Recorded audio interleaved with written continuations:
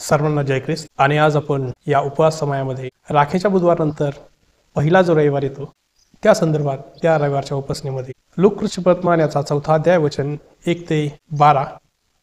लूककृष्णवर्तमान याचा 4था अध्याय वचन 1 ते 12 आपल्याला परमेश्वर या वचनातून काय सांगू इच्छितो किंवा काय बोलू इच्छितो ते आपण पाहणार आहोत. मी आपला प्रत्येकास विनंती करेल की आपण आपापले जे पवित्र शास्त्र आहेत त्यातून ही वचने आपणासाठी वाचून समजून घेऊयात, जेणेकरून हा संदेश आपणास समजण्यास मदत होईल.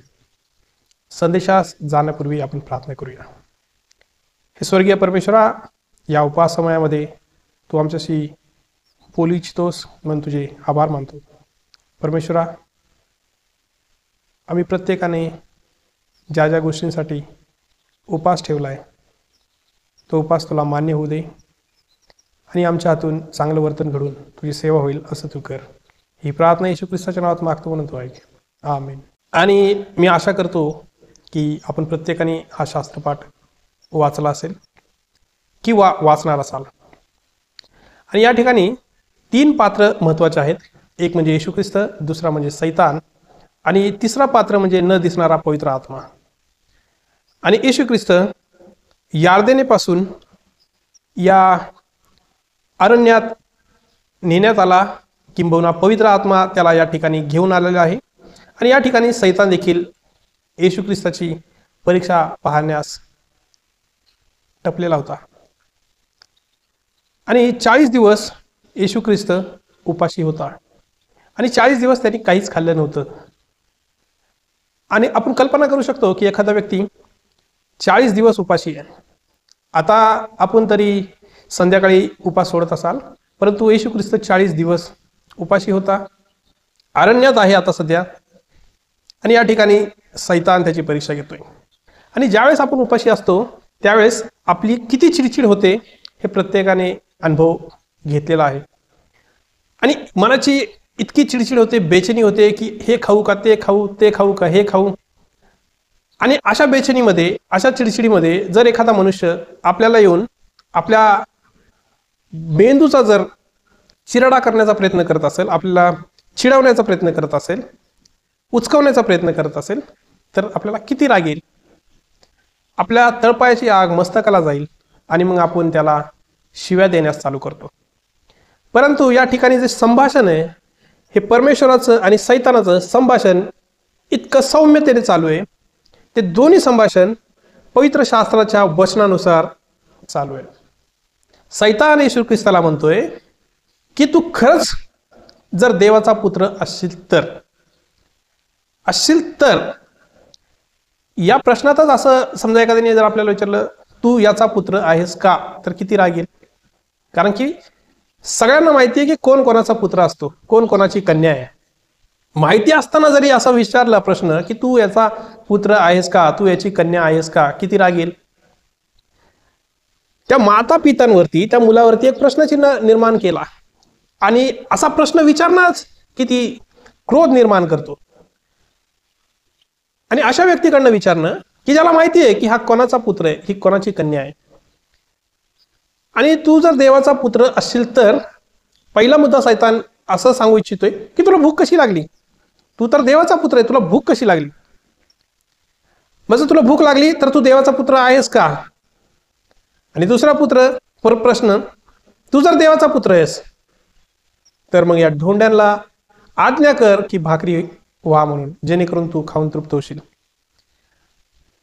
असेच बरेचसे प्रश्न आज समाजामध्ये आपल्याला देखील विचारण्यात येतात. तू खराच ख्रिस्ती आहेस का. आणि जर तू ख्रिस्ती आहेस तर तुझ्या जीवनामध्ये संकट कसे. तुला क्षुल्लक गोष्ट, जसं इथं क्षुल्लक गोष्ट भाकर, अन्न क्षुल्लक गोष्ट, तशा क्षुल्लक गोष्टींसाठी आपल्याला प्रश्न केले जातात की तुझ्या जीवनामध्ये या क्षुल्लक गोष्टी समस्या निर्माण करतात. तू जर देवाचा पुत्र आहेस तर या गोष्टी कशा काय. आणि परमेश्वर त्याला वचनातून उत्तर देतो की मनुष्य केवळ भाकरीने जगेल असे नाही. असं शास्त्रपाठ आहे. काय आपला एवढा विश्वास आहे का. हा जो देवाचा एकुलता एक पुत्र जो चमत्कार करू शकत होता, ज्याने याच्या आधी देखील अनेक चमत्कार केलेत, ज्याने काना गावात लग्नामध्ये जो द्राक्षरस संपला होता त्याने त्या ठिकाणी पाण्याचा द्राक्षरस केला, ज्यावेळेस प्रवचनाच्या वेळेस भूक लागली होती लोकांना, 2 मासे आणि 5 भाकरी होत्या, त्यावेळेस त्यांनी 5,000 लोकांना या 2 मासे आणि 5 भाकरीमध्ये पोट भरून तृप्त करून 12 टोपल्या उरल्या इतकं अन्न त्याने त्या ठिकाणी लोकांना दिलं. आणि आता ज्यावेळेस त्याला स्वतःला भूक लागली आहे तर त्याला अन्न करता येत नाही का? आणि याचं उत्तर असं आहे की परमेश्वराच्या योजनेनुसार येशू ख्रिस्त या भूतलावरती आला होता. तो चमत्कार करत होता, करू शकला असता, पण तो चमत्कार स्वतःसाठी करू इच्छित नव्हता. कारण की देवाची आज्ञा ही होती की तू जगाचं पाप हरण करण्यासाठी या पृथ्वी तलावर मी तुला पाठवत आहे. आणि आपल्याला देखील परमेश्वराने या पृथ्वी तलावरती इतरांसाठी एक आशीर्वाद बनण्यासाठी पाठवला आहे. आणि या ठिकाणी येशू ख्रिस्त जो चमत्कार करू शकत होता पण स्वतःसाठी चमत्कार करत नाही. आणि तो परमेश्वरावरती अवलंबून राहतो की परमेश्वर म्हणतो की मनुष्य केवळ भाकरीने नव्हे तर परमेश्वराच्या मुखातून निघणाऱ्या प्रत्येक वचनाने जगेल. आज या उपवास समयामध्ये काय आपण आपल्या फक्त शारीरिक भुकेकडे लक्ष लावत आहे का? आपली आध्यात्मिक भूक आपण बाजूला सारत आहे का?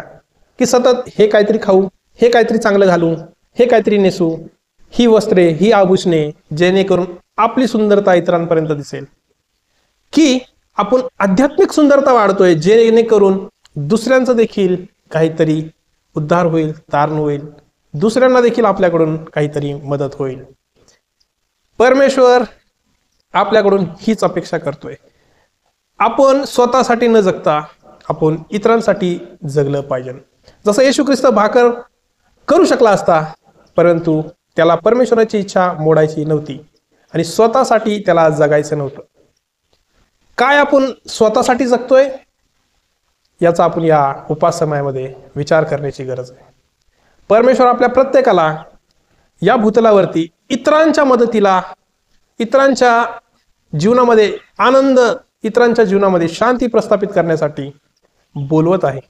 काय आपण तयार आहोत का?